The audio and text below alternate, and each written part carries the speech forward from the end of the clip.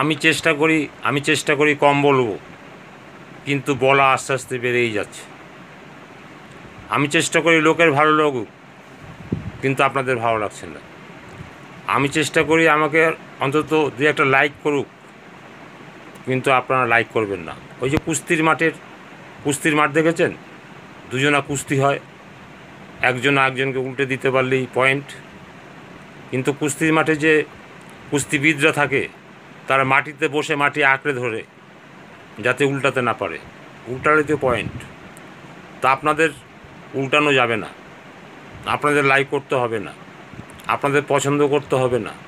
আমার রেয়াজটা তো আমি করে নিচ্ছি, সারেগামা পাধানিসা, ওই রেয়াজ করতে হয় না, সে গানের রেয়াজের মতো আমাদের নেটওয়ার্কের রেয়াজগুলো আমি করে নিচ্ছি।